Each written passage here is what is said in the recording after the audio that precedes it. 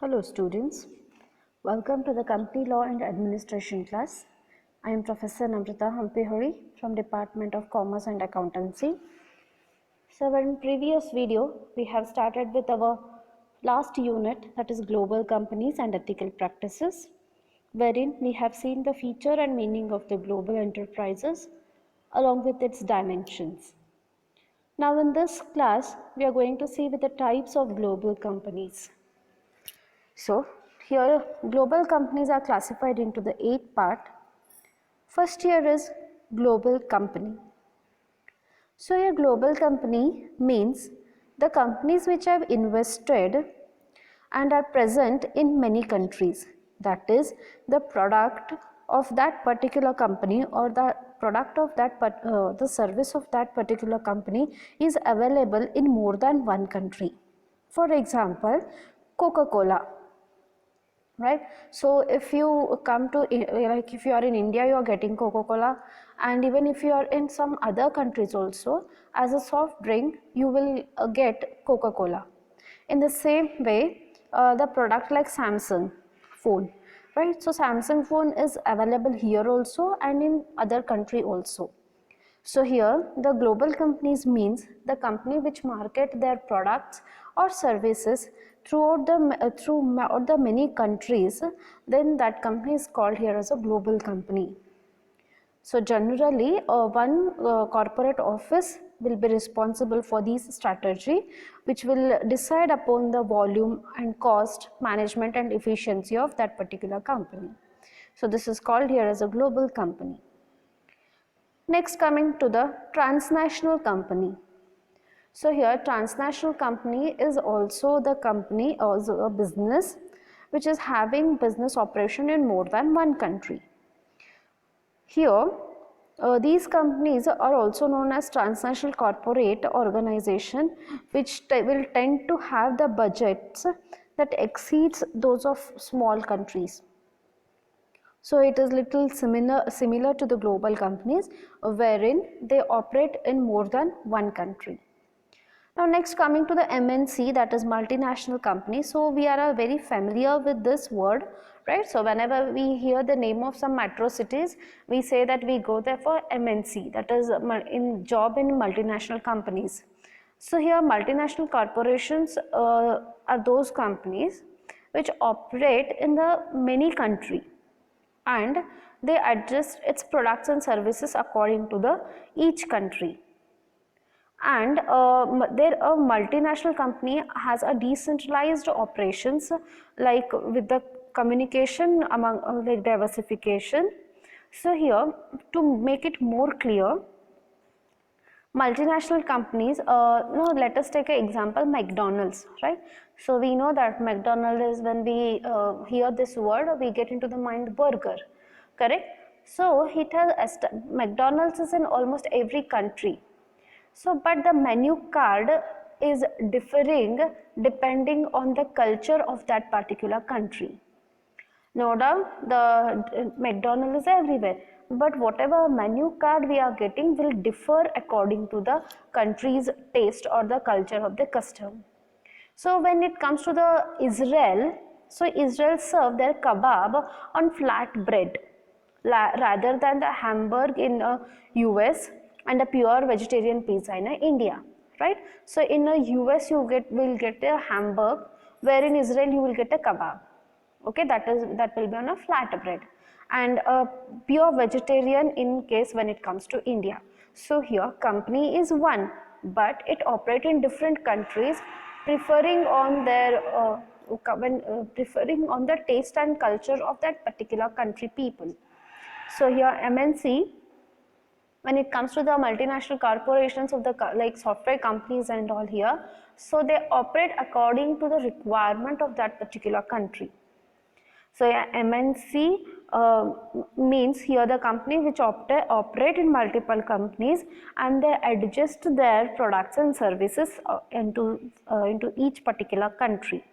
So here the powers are decentralized. That means what here?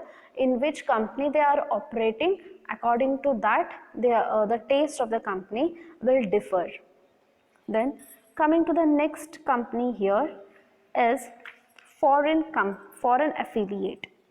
So here foreign affiliate is an enterprise in which investor who are resident of another country owns a stake that permits lasting interest in the management of that company. That means here what the two different businesses or companies which are residing in two different places, they come together and they start the business here. For example, Maruti Udyog is affiliated to Suzuki. So here Maruti Udyog is in association with the Suzuki, wherein the two companies are operating together. So this is what we call as a foreign affiliate, wherein that particular company belongs to one country or the one company wherein it is operating in some other country. Then coming to the next here is a foreign subsidiary, that is only subsidiary. So here subsidiary is an enterprise in the host country in which the another entity directly owes more than half of the shareholder voting power and the right to appoint or remove a majority of the member of its administrative, management or supervisory body. So a subsidiary company means here the company which is holding the shares more than 50% of the another company. So that another company is called a subsidiary company of the holding company. Now suppose for example ABC is a company which is holding the shares of XYZ company for more than 50%. So here XYZ is a subsidiary company of ABC. So in the same way, in one country can own the shares of another country by making it a subsidiary company. Then coming to the international companies. So international companies have no investment outside their home countries. Their operation is on the single country, but they sell the goods throughout the world. That means they manufacture at only one place, but their goods are supplied throughout the world. So they don't have their separate branches there. So like for example, like here Maruti Udyog or the Reliance Industry have their manufacturing unit in India itself, but their products are supplied all over the world, that is in some other countries specified. So here they do not open their offices or some branches, or they do not come in collaboration with anyone. Here it is purely the business of import and export, wherein the one company goods are made available throughout the other countries of the world. So this is we call here as international company. Then next coming to associates. So here associates is an enterprise in the host country in which the investor owns a total of at least 10% or more than half of shareholding voting power. Okay, so here associates means those who are in collaboration with that company of other company. So suppose for example the Indian company is in association with some foreign company, wherein the Indian company will hold at least 10% or half of the shareholders voting power. Then coming to the last type here is branch.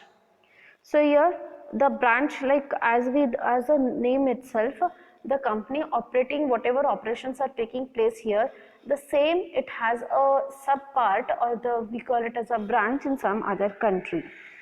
So here a branch is a wholly or jointly owned corporate in the host country, like they do the permanent establishment or the office of a foreign investors. Then here land and like structures and other immovable equipment and objects are directly owned by here foreign residents. So like when it comes to the branches there, so immovable property are held by the or are under the foreign resident, and movable equipment such as the ship, aircraft, gas, oil are etc. will be operating within the country. So these were the types of the global enterprises. Next here the further classifications of your global companies, that is we call it as a global companies, wherein the service MNC or service company, manufacturing, trading and multinational enterprises. So first let us see with the service MNC. So here the word service itself means that a company which is engaged in the service, defined as a company, a transnational company which will derive more than 50% of its revenue from the services which it has given outside the country, that is apart from the host country. Now suppose for the example, the banking facility, wherein it is a service, so banking comes under the service sector. So the bank is giving the services all over the world. Here the bank will be earning more than 50% of revenue by giving the services in other countries, which is called as in service MNC or global companies.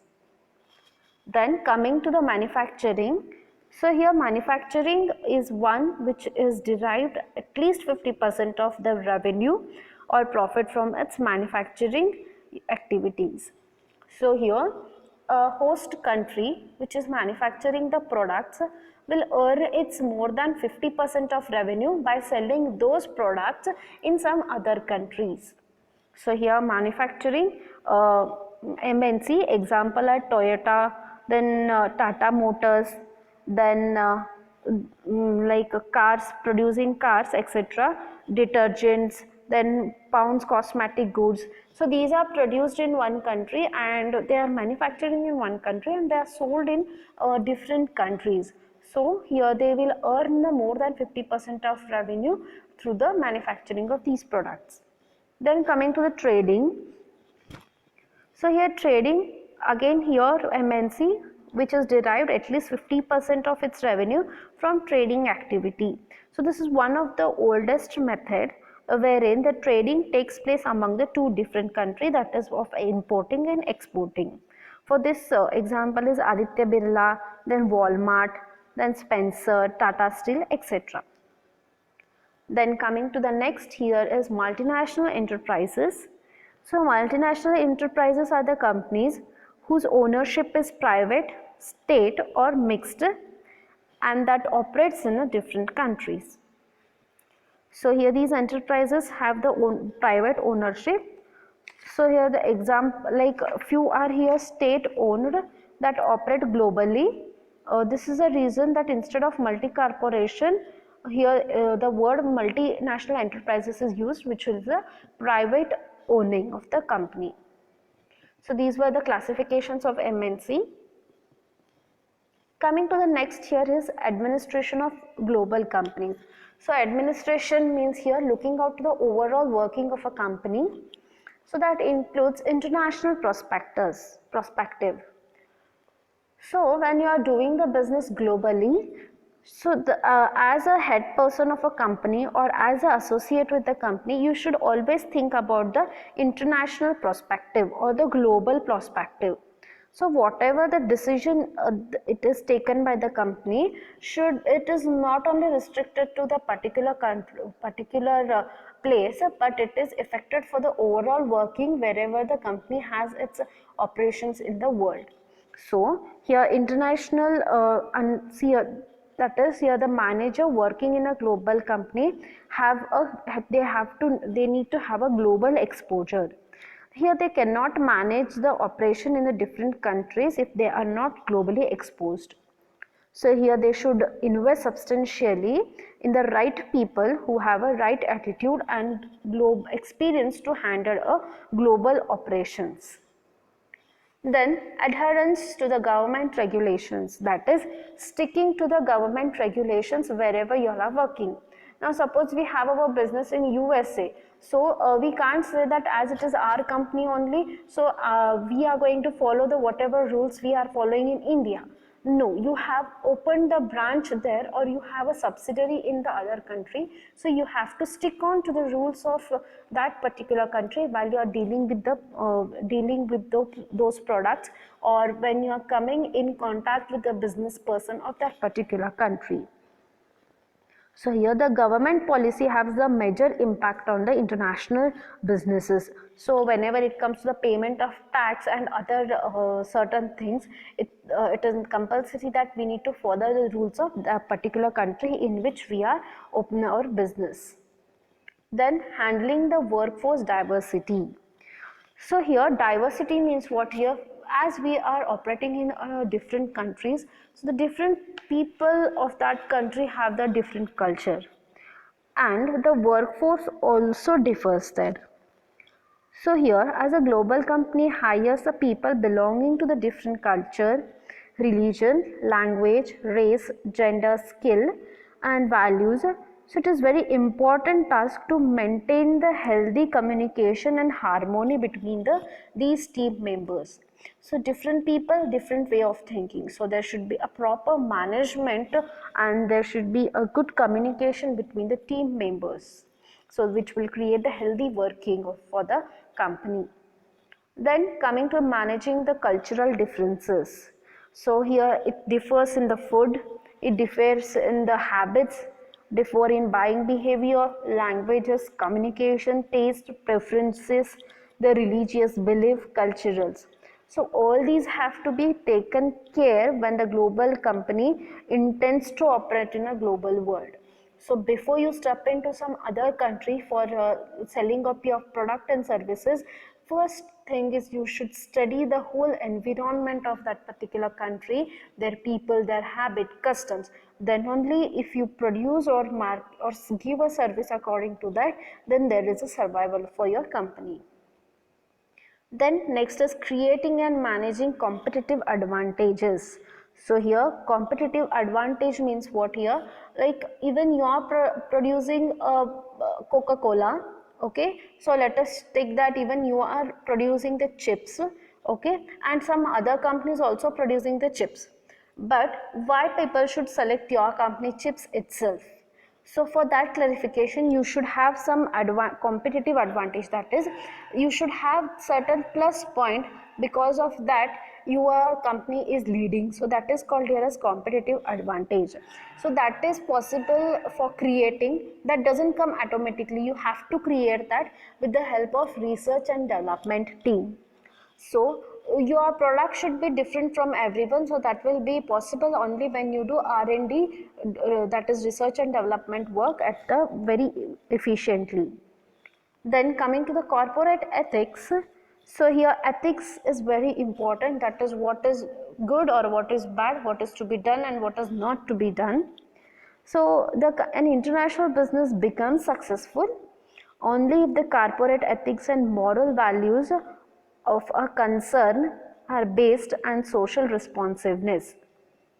So here, whenever the global company operates, it must keep in mind the social objective while functioning at the global level.